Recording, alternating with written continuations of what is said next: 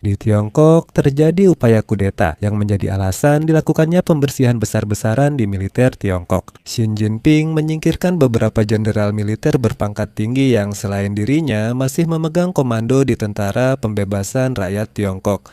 Media Tiongkok hari ini melaporkan, usai pemecatan Jenderal Zhang Yuxia yang dihormati dan tuduhan kerjasama dengan Amerika Serikat, Xi Jinping khawatir militer akan berbalik melawannya.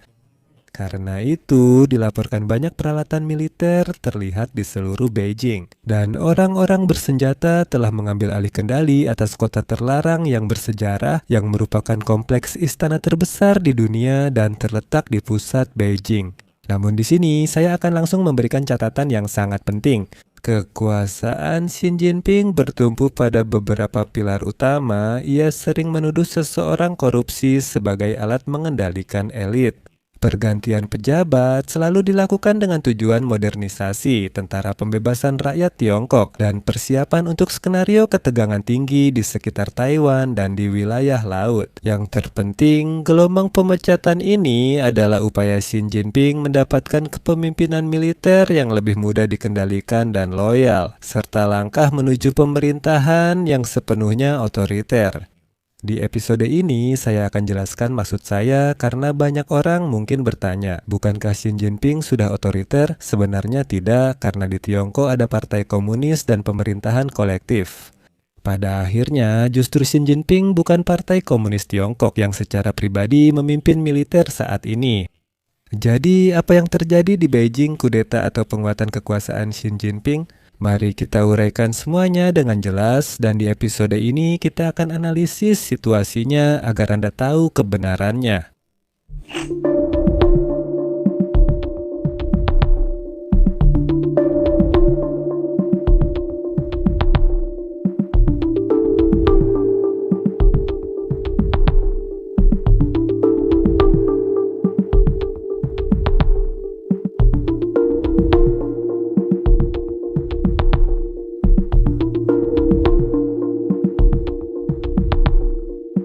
Nama saya Alexei Pichi, mari kita bahas topik ini bersama-sama. Tapi sebelum kita mulai, saya minta Anda untuk subscribe ke channel ini, like video ini, dan tulis komentar apa saja di bawah video ini. Selain itu, jangan lupa untuk follow channel Telegram saya, Peci News, linknya ada di deskripsi video ini.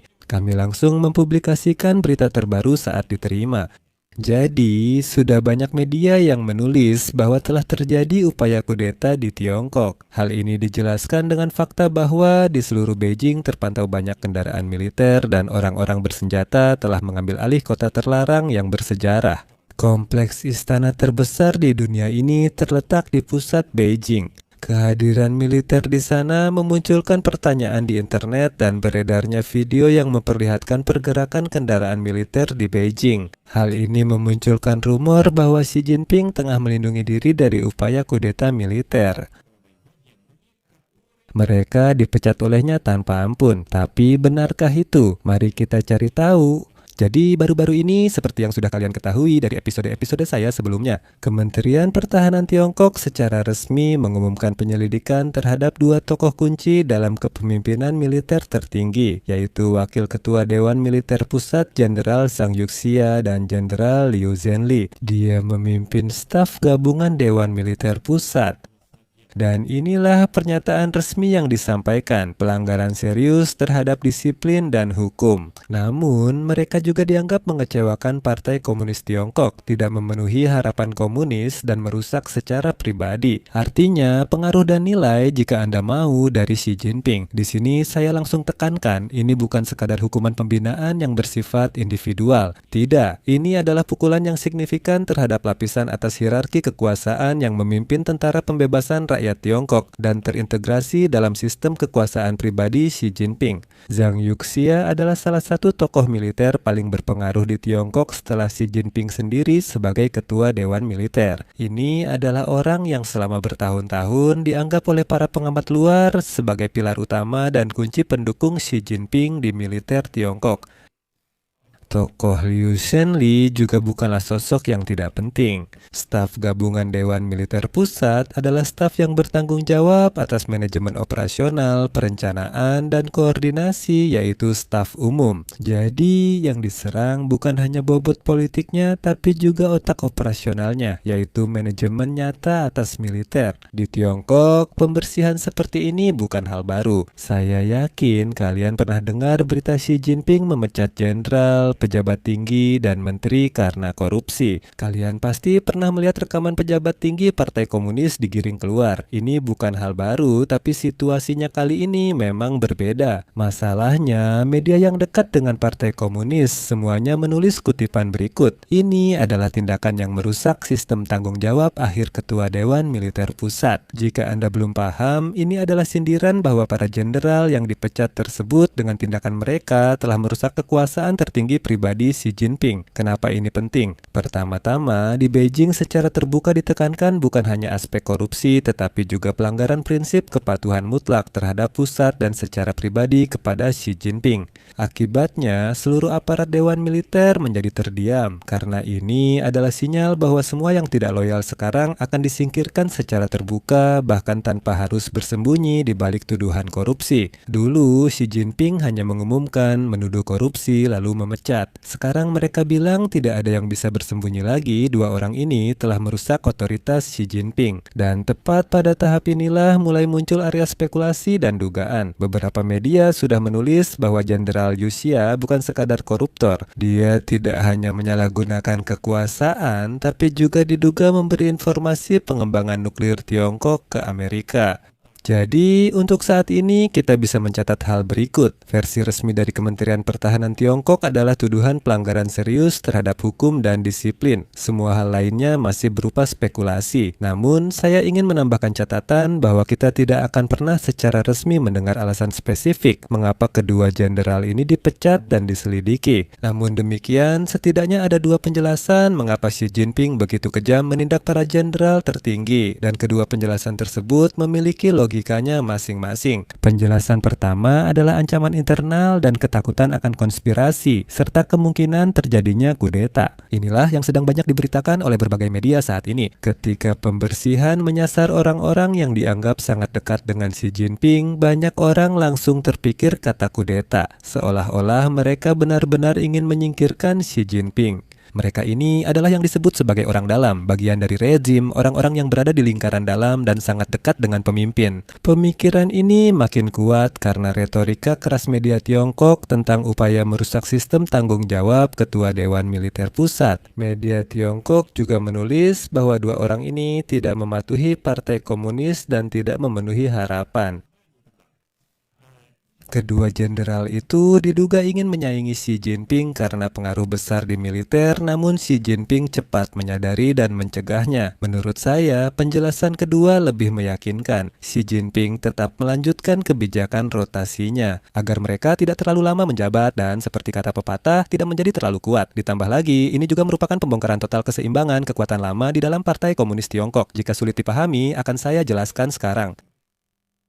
Jinping sangat sering menggunakan kampanye anti korupsi secara sederhana sebagai alat untuk mengendalikan para elit. Jadi, jika seseorang melakukan kesalahan atau menjadi kurang loyal, dia selalu bisa dituduh korupsi. Sangat mudah sebenarnya. Selain itu, Xi Jinping saat ini juga sedang aktif memodernisasi militer, dan baru-baru ini, seperti yang Anda tahu, dia bahkan melakukan uji coba robot tempur baru, drone baru, dan sebagainya. Dibutuhkan penyegaran personel sederhana dan persiapan untuk yang baru. Kura-kura raksasa sedang melukis.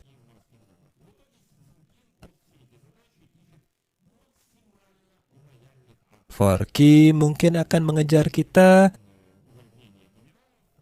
Cerdas.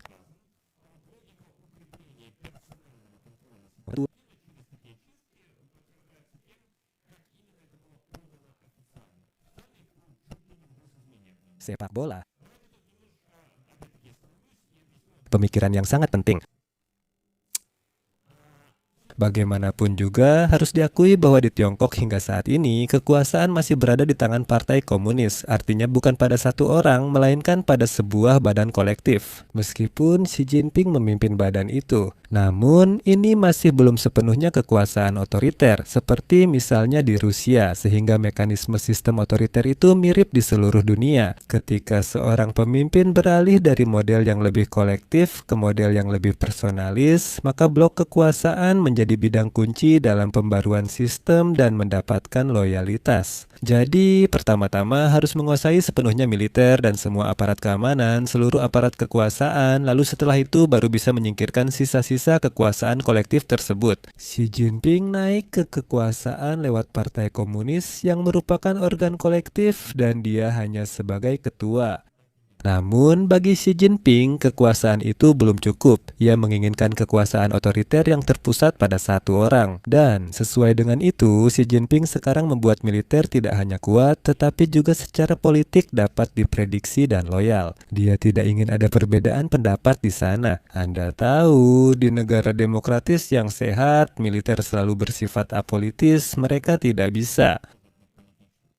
Nah, Xi Jinping memutuskan bahwa lebih baik melakukan seperti itu dan ini adalah ciri khas seorang otokrat dan Xi Jinping pun memecat 2 dari hampir terakhir jenderal dari Komando Tentara Pembebasan Rakyat Tiongkok. Zhang Yuxia telah berkarir lebih dari 25 tahun di kepemimpinan militer tertinggi Tiongkok dan lama dikenal sebagai pendukung utama Xi Jinping di Dewan Militer Pusat. Sebelum diangkat sebagai wakil ketua Dewan Militer, ia memegang beberapa jabatan tertinggi di Angkatan Darat dan Tentara Pembebasan Rakyat Tiongkok, termasuk memimpin komando operasional penting. Artinya, ia memiliki pengaruh yang sangat besar di dalam militer Tiongkok. Perlu diingat, saat ini di Beijing ada pergerakan pasukan dan orang-orang bersenjata telah menguasai kota terlarang yang bersejarah. Logikanya adalah bahwa di dalam Partai Komunis Tiongkok setelah penangkapan Zhang Yuxia, Xi Jinping khawatir bahwa para perwira yang loyal pada militer benar-benar akan mencoba setidaknya menggerakkan pasukan untuk memberontak dan bergerak menuju Beijing. Dilaporkan bahwa, omong-omong, Xi Jinping memerintahkan unit militer untuk tidak meninggalkan lokasi penempatan mereka dan secara efektif membekukan segala pergerakan militer di dalam negeri. Dan di sini banyak media hari ini mengutip pernyataan mantan pejabat dari Mongolia Dalam, Duwei-nya, yang mengatakan bahwa telah terjadi ledakan internal di dalam komando militer Tiongkok. Dan apa yang terjadi ini lebih mirip dengan kudeta. Berikut kutipannya, ini sama sekali bukan pembersihan. Di dalam Partai Komunis Tiongkok telah terjadi badai, telah terjadi kudeta yang sesungguhnya. Di sini juga terjadi pemecatan Liu Zhenle yang lebih dari 20 tahun memimpin di markas Dewan Militer dan bertanggung jawab atas perencanaan serta koordinasi operasi militer termasuk saat memimpin tentara.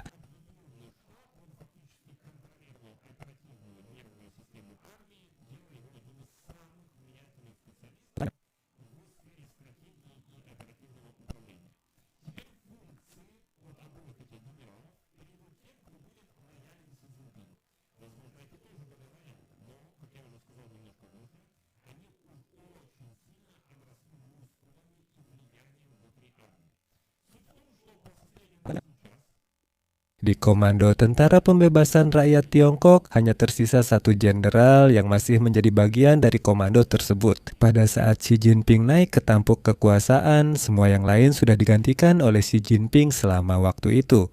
Hanya 1 orang tersisa, dia juga akan disingkirkan, selesai. Tentara Tiongkok sekarang sudah tidak seperti dulu lagi saat Xi Jinping baru naik ke tampuk kekuasaan. Dengan demikian, dia sepenuhnya mengendalikan tentara secara pribadi. Ini menandai awal kekuasaan terpusat Xi Jinping menjadikan Partai Komunis Tiongkok hanya formalitas.